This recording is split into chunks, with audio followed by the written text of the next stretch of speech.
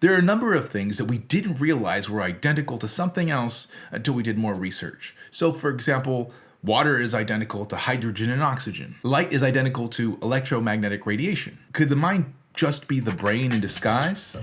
Let's consider.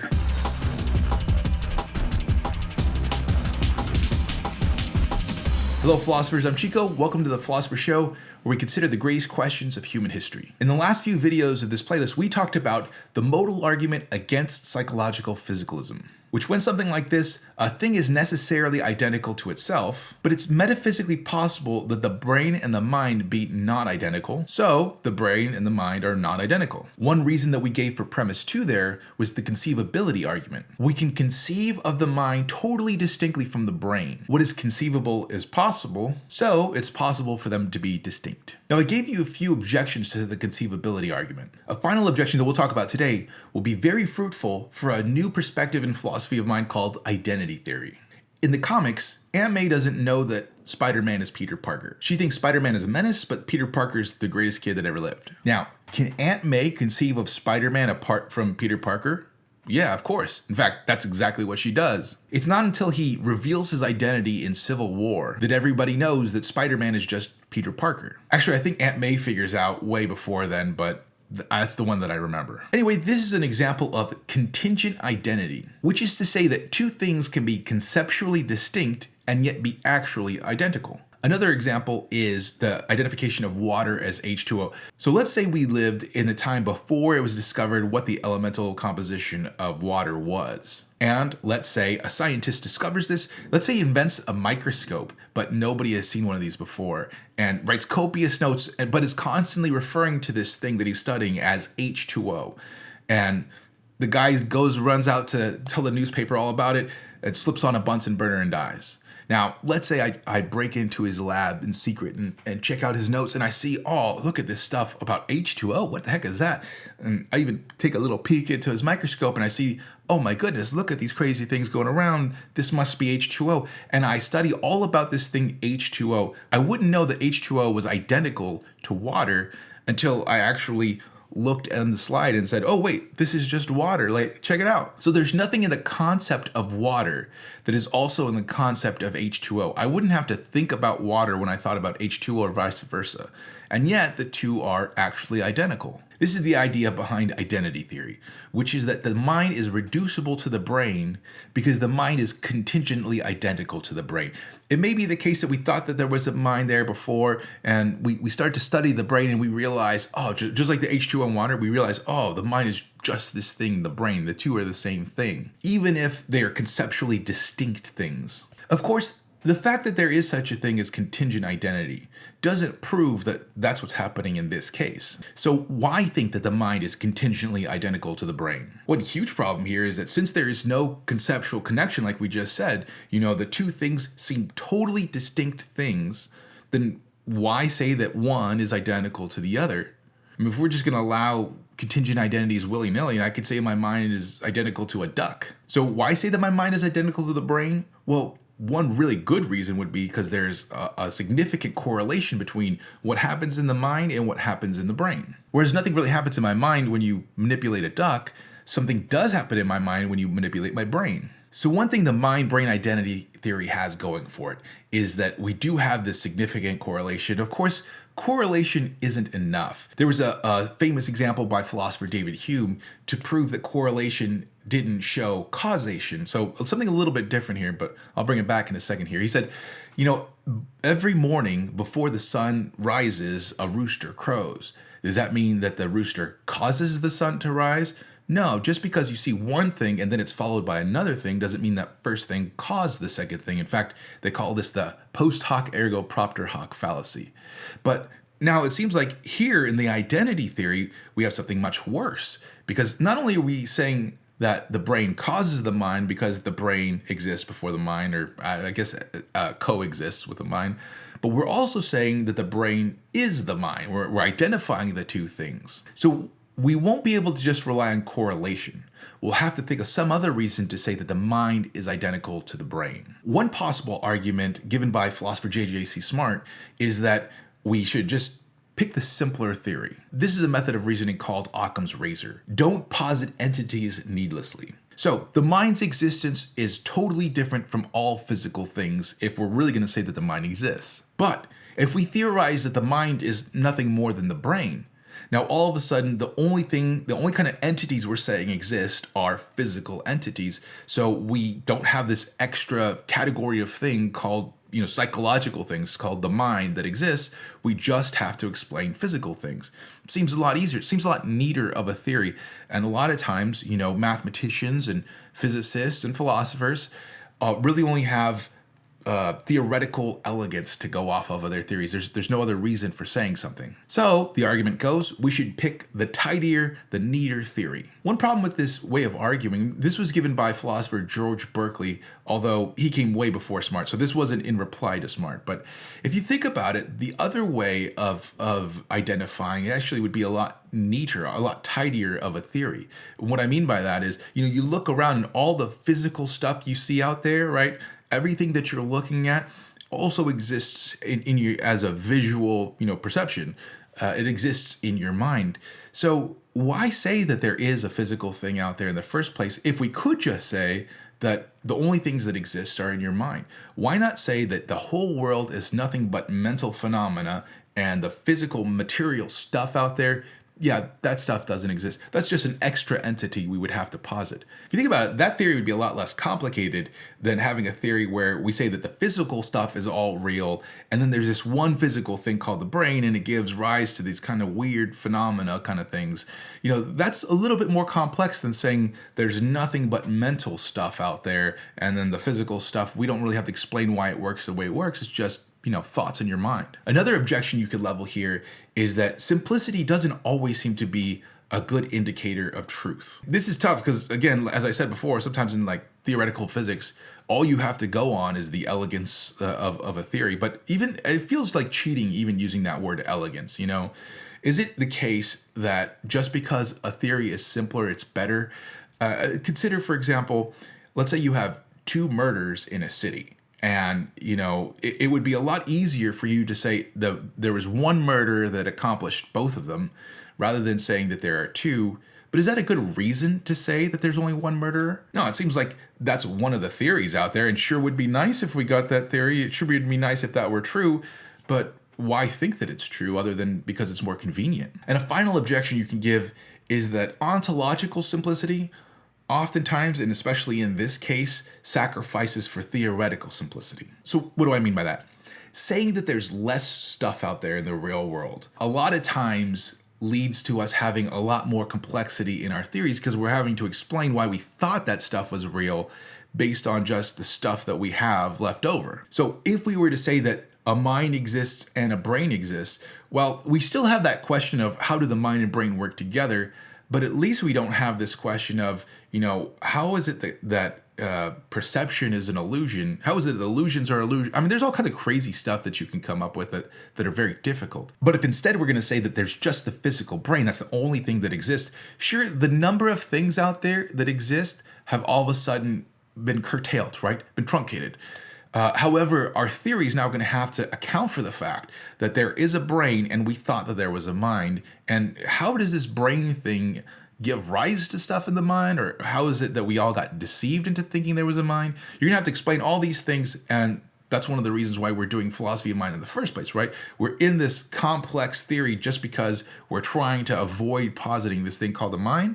It seems like we still have the same amount of complexity, it's just shifted around. So it seems like if this is the reason why we're going to believe that the mind is just the brain, it seems like we really haven't got that benefit that we thought we were going to get. So that was the first reason, Occam's razor. Our second possible reason for adopting identity theory is going to take a little bit of building up. Define a theory as something that explains observations by positing hypothetical entities and seeing how well that explains those observations. Now, again, think about our example of water. So we look at water, we have this, theory that we could talk about. This is what water does and this is what water doesn't do. And it's all about explaining these observations that we have of this clear liquid stuff that freezes at a certain temperature and that you can drink and your body's made up of and all that kind of stuff.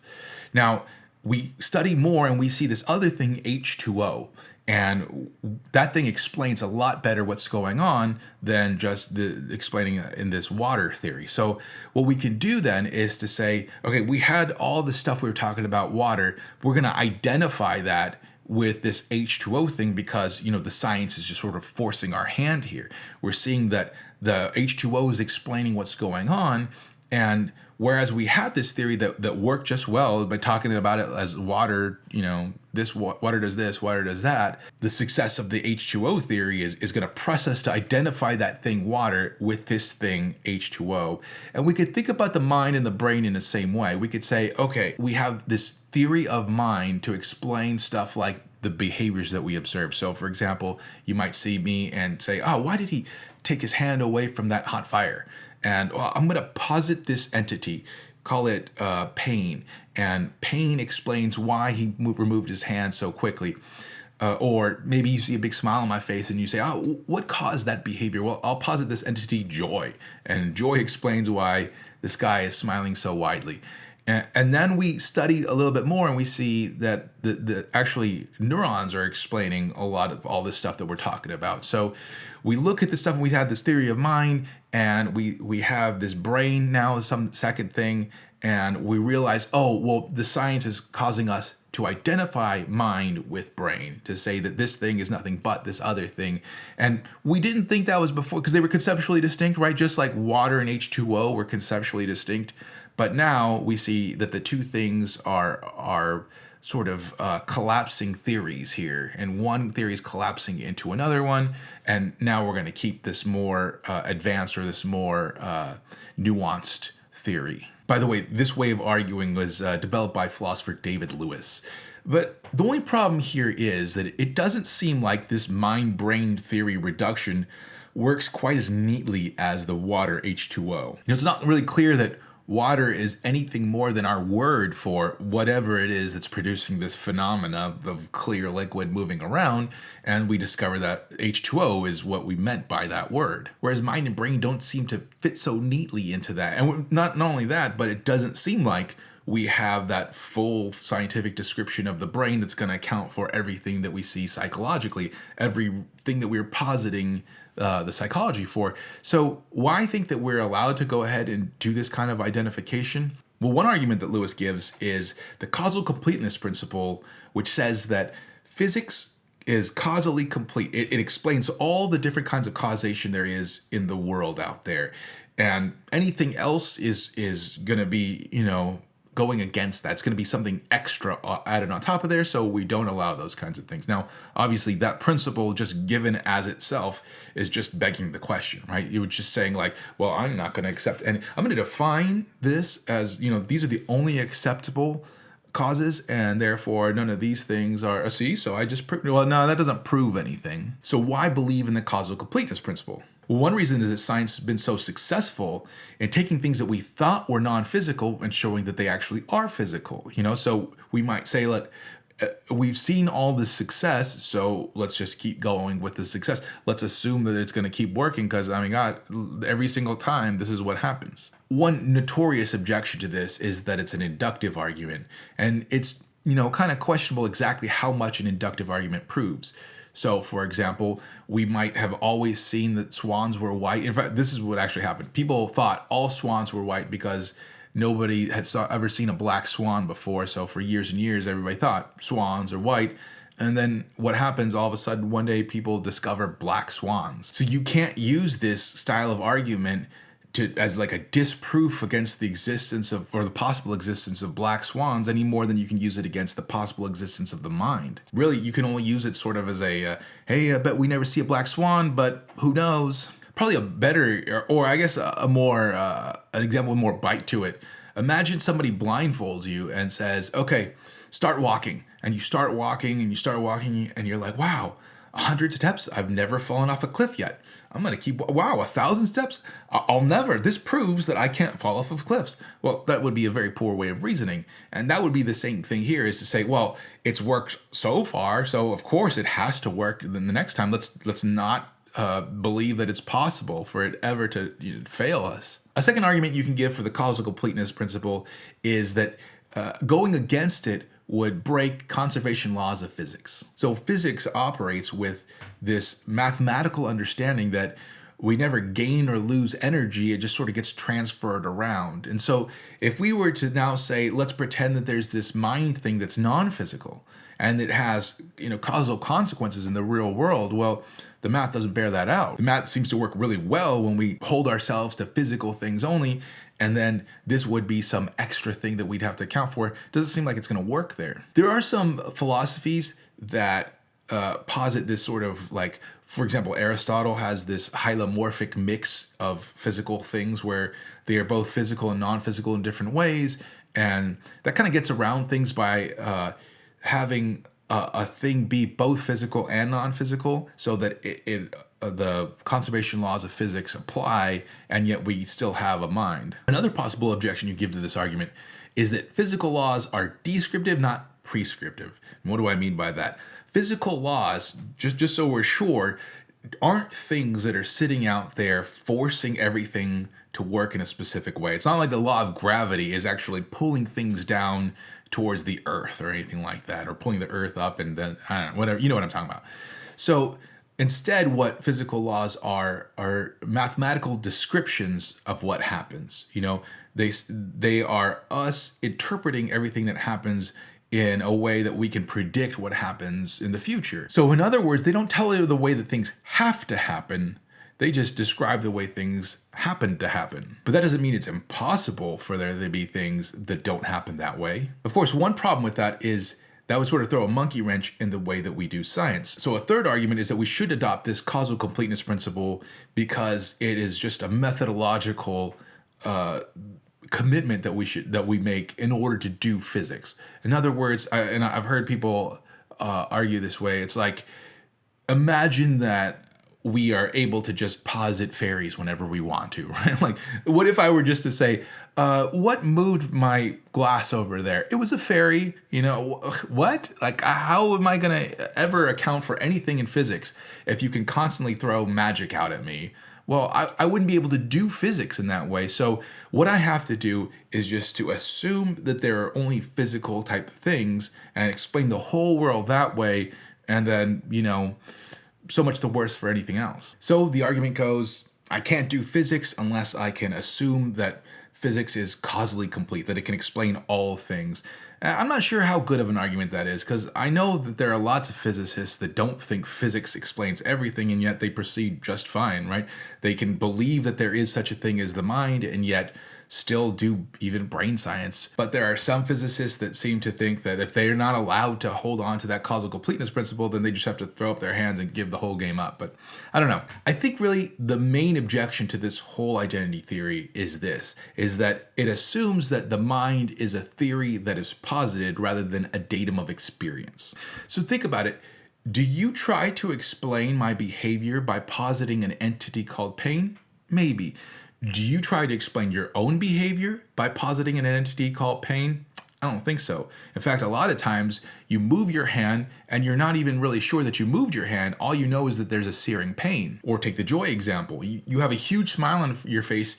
You might not even know that you have a huge smile on your face. I've surely walked around dumb and happy, just loving life and thinking, like, people are like, oh, what are you so happy for? Do I look happy? I don't know. Well, it's because, you're feeling this joy, and the behaviors aren't trying to be explained. The behaviors just are side effects or whatever. So we might posit pain or joy in other people, but it's not because we're giving these hypothetical entities. It's because we observe the entities within ourselves, and then we, sort of attribute them to others given the behaviors that we typically have. So in other words, if the reason that we're adopting identity theory is because we believe that the mind theory is reducing to the brain theory, well, if you reject the idea that the mind is a theoretical construct, if instead you believe that it is an observation, if you believe that you have experience, then this argument's not going to be very convincing. In any case, that is identity theory. I think it's a very interesting idea, especially since the contingent identities,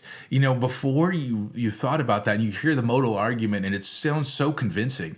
And then you start to think about it, like, yeah, of course there were things that were identical that I had conceptual distinctions in. So I think it makes some really great points. I'm not sure that it is totally successful, but this is the last reductive theory of mind that we're going to have that says the mind is nothing but the brain. In the next few videos in this series, we'll talk about non-reductive physicalist theories, theories that, yeah, believe that there is just physical, but they're not going to say the mind just doesn't exist. So for example, if you've heard about like supervenience and stuff like that. So yeah, some really interesting things coming up. So be sure to subscribe, hit the little notifications bell so you know when our next video comes out. That's all I got for today. Adios.